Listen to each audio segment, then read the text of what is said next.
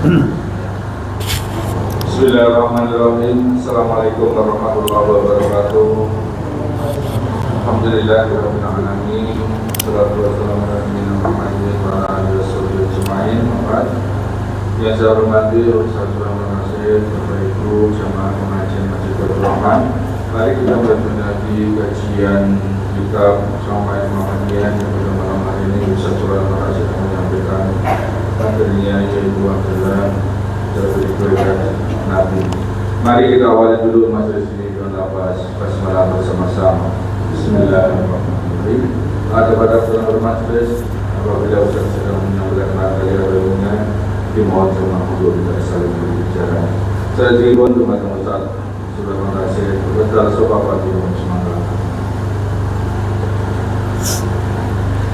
Bismillah, wassalatu wassalamu ala nabiyina Mustafa Rasulillah amma ba'du. Jemaah sekalian yang semoga senantiasa dirahmati Allah Subhanahu wa taala, kita lanjutkan pembahasan dari kitab yang berjudul Syama'il Muhammadiyah atau Syama'ilun Nabil Mustafa karya Imam At-Tirmidzi. Kita masih di bab tentang bagaimana kesungguhan Nabi dalam beribadah, part yang keempat atau bagian yang keempat. Kita masuk hadis 284 sekarang ya, hadis nomor 284.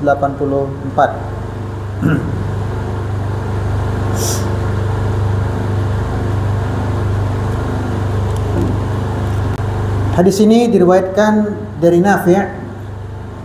Nafi' ini maulanya Abdullah ibnu Umar, mantan budaknya Abdullah ibnu Umar. Dari Nafi' an ibni Umar, dari Abdullah bin Umar, qala haddatsani Hafsah, menceritakan kepadaku Hafsah, yaitu kakakku yang merupakan istri Nabi, anna Rasulullah sallallahu alaihi wasallam kana yusalli rak'ataini hina yatlu'ul fajr wa yunadil munadi. Nabi melakukan salat 2 rakaat ketika fajar terbit, yaitu qabliyah subuh, sedangkan muazzin masih mengumandangkan azan. Artinya Nabi enggak nunggu azan selesai. Jadi dibolehkan mengerjakan salat qabliyah subuh atau salat sunnah fajar ya, sementara apa? Azan masih berkumandang, enggak masalah. Meskipun kalau ditanya mana yang paling afdal, ya menunggu azan selesai ya. Wa ura'uhu, dan aku melihat, katanya Hafsah, khafifataini, Nabi mengerjakan secara ringan ya, ringan sekali mengerjakan, artinya 2 rakaat yang sangat pendek.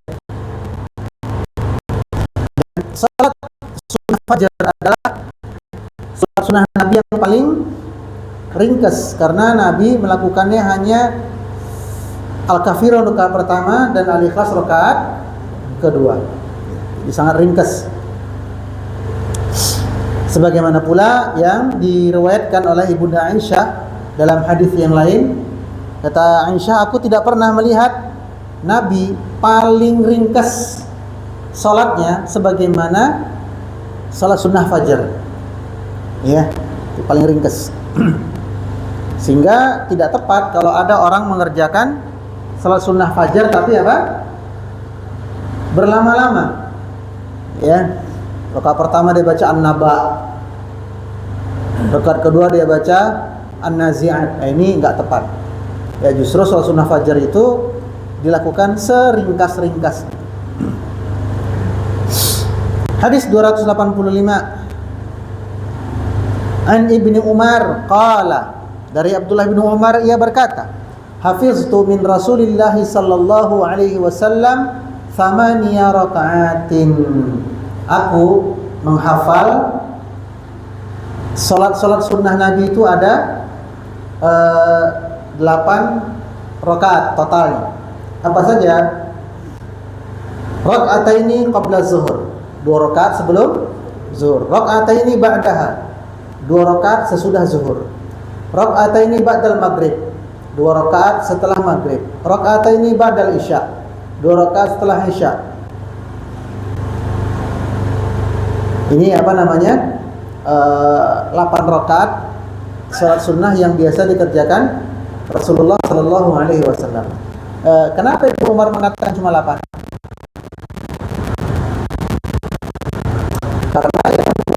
qabliyah subuh Nabi kerjakan di rumah, sehingga Abdullah bin Umar mungkin tidak melihat.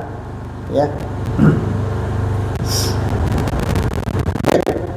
Kita masuk hadis 286.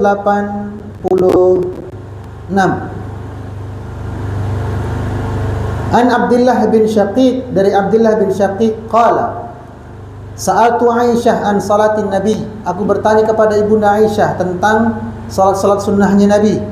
Qalat, Aisyah menjawab, kana yusalli qabla az-zuhri rak'ataini wa ba'daha rak'ataini.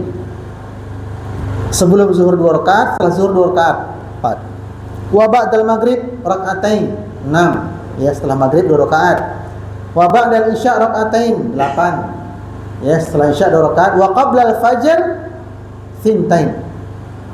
Ya, dan sebelum fajar sintain. Tidak dikatakan rak'atain tapi thintain. Karena apa? Menunjukkan ringkasnya salat qabliyah subuh tadi. Saking ringkasnya disebut sintain, bukan rak'atain.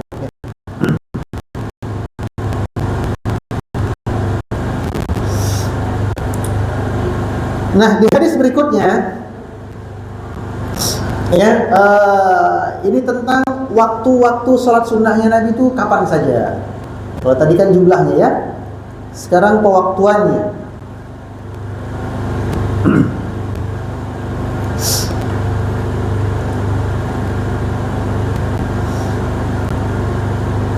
Hadis ini dari sahabat Ali bin Abi Thalib. Ya, Asim bin Damrah berkata, Sa'alna Aliyan an salati Rasulullah sallallahu alaihi wasallam minan nahar. Kami bertanya kepada Ali bin Abi Thalib tentang salat sunnah Nabi. Faqala, maka Ali berkata, innakum la tutiquna dzalik. Kalian enggak akan mampu mengerjakan sebagaimana yang Nabi kerjakan. Enggak mampu kalian. Faqulna man ataqa dzalik minna shalla. Ya. Bisa jadi kami enggak mungkin melakukannya, tapi mungkin orang kami ceritakan kepada yang lain atau generasi setelahnya, bisa jadi ada. Mungkin kami enggak gitu. Tapi bisa jadi orang lain. Jadi tolong ceritakan saja kepada kami. Faqala, maka Ali menjawab, kana idza kanatish syamsu min hauna ka hay'atiha min hauna indal asr shalla rak'atain. Katanya Ali, jika ketinggian matahari dari arah timur sepadan dengan ketinggian dari arah barat pada waktu asar, maka beliau sholat 2 rakaat. Ini berarti qobliyah asar. Ya, ada riwayat tentang qobliyah asar.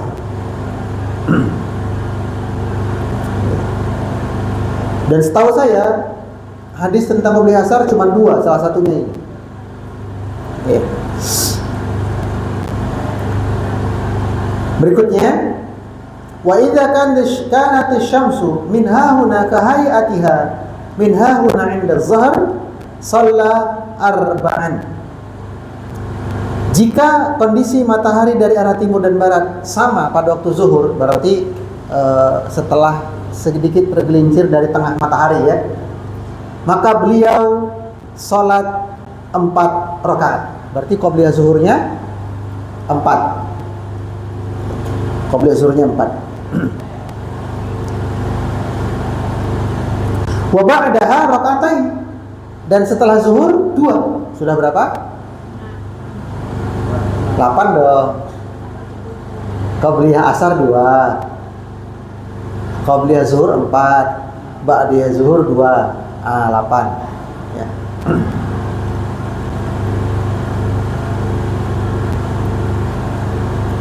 Adapun kesempatan yang lain, nah ini versi yang lain. Wa dzaka yaum, di hari yang lain, aku pernah melihat qabla al-asri arba'an. Sebelum asar Nabi salat sunnahnya 4 rakaat. Nah, ini berarti versi yang lain. Yafsilu baina kulli raka'ataini bitaslim 'alal malaikati wal muqarrabin wan nabiyyin. Dan setiap 2 rakaat beliau salam. Berarti qabliyah asarnya 2 rakaat. Ya, ini versi yang lain. Yang mana sebelum salam beliau mengucapkan bistaslim, menyampaikan salam 'alal malaikah, kepada malaikat, wal muqarrabin. Apa arti muqarrabin? Muqarrabin artinya malaikat-malaikat yang memikul arsy Allah. Ya. Wan nabiyyin, dan para nabi, wa man tabi'ahum minal mu'minin wal muslimin, dan kepada orang-orang yang mengikuti para nabi dari kalangan muslim dan mukmin. Berarti di tahiyat akhirnya Nabi mengucapkan salam kepada malaikat khusus, yaitu muqarrabin, nabi dan orang-orang mukmin dan muslim. Ya. Ini versi yang lain. Ya, jadi 4 rakaatnya sebelum asar. Itu pun dikerjakan 2 rakaat salam, 2 rakaat salam. Ya. Nah, ini hadis terakhir dari bab tentang kesungguhan Nabi dalam ibadah, dan ternyata variasinya sangat banyak. Apa faedahnya?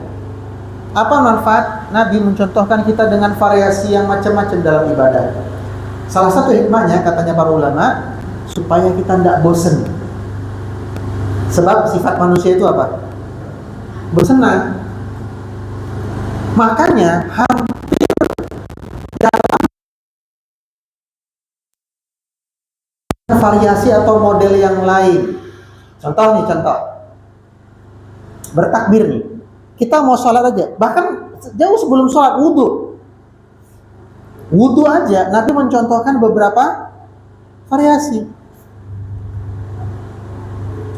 Ada yang 3 kali Nabi lakukan, ada yang 2 kali Nabi lakukan, bahkan terkadang sekali Nabi lakukan, variasi jumlah. Ada yang variasi tata cara. Contohnya apa? Ketika wudhu, Nabi mengusap kepala begini. Jadi setelah membasuh tangan kiri, beliau tidak mengambil air yang baru.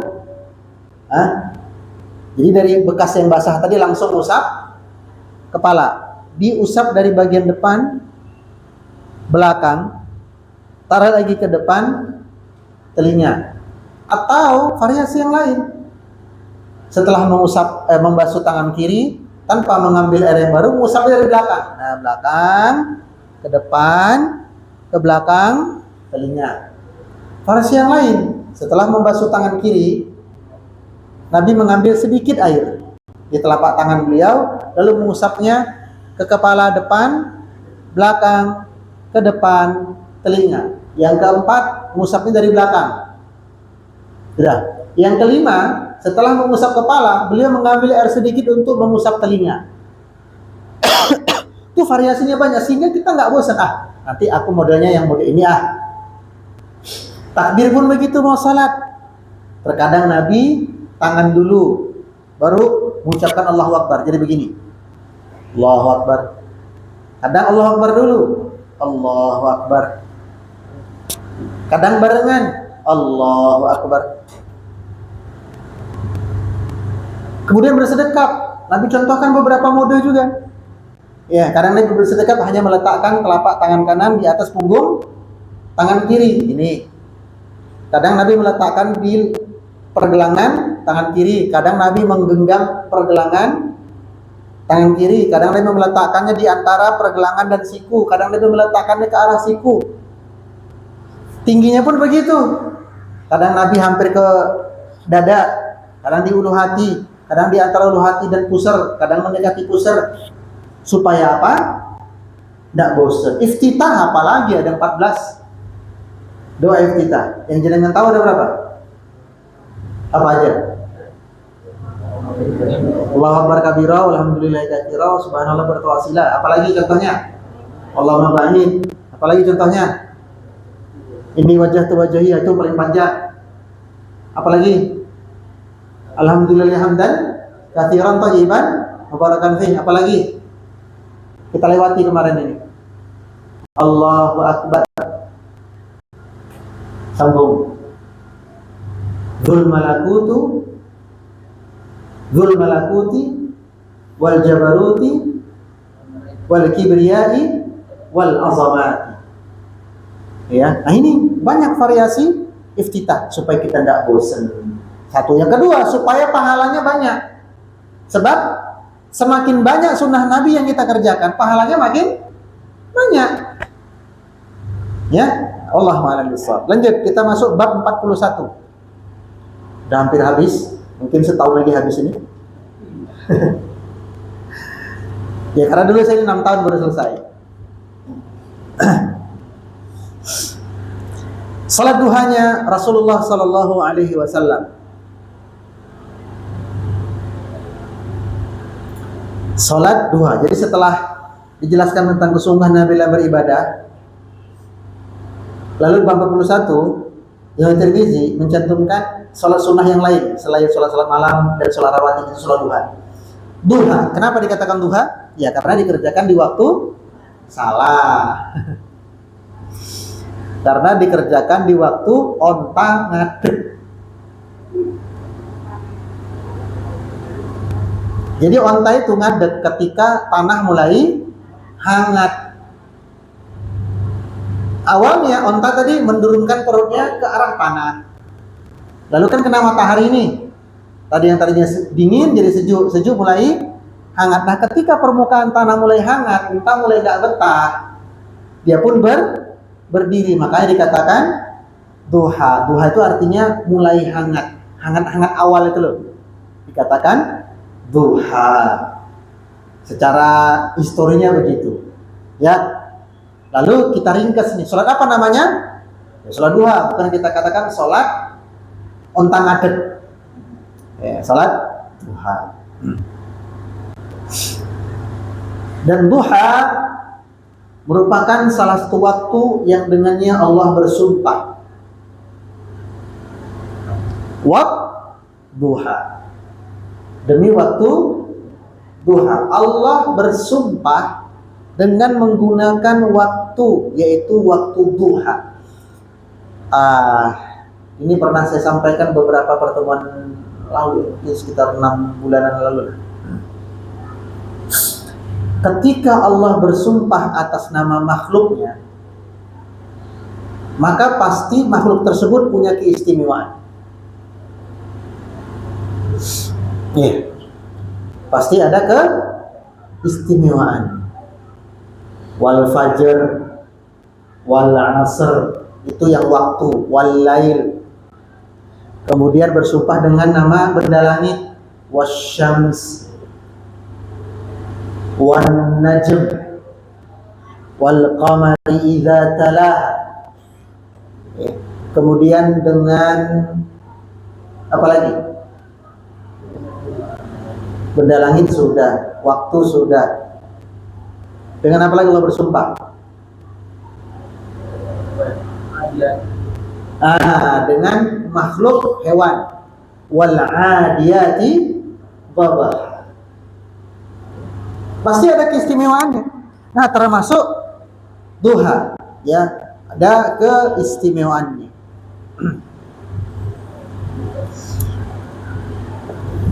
Waktu itu sendiri, waktu wal asr, demi waktu. Versi yang lain demi waktu asar.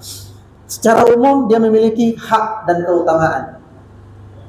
Bahkan waktu termasuk apa yang akan ditanya oleh Allah terhadap kita. Kata Nabi SAW, la tazalu. Oh, habis solarnya.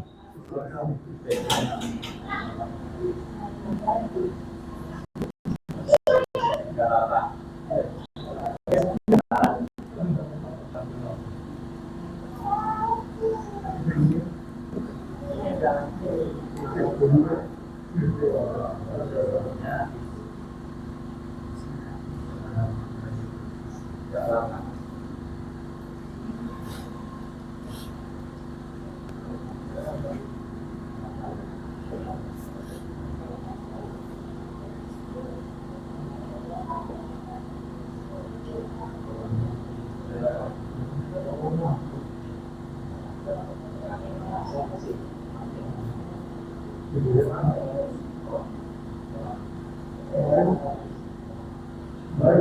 baik,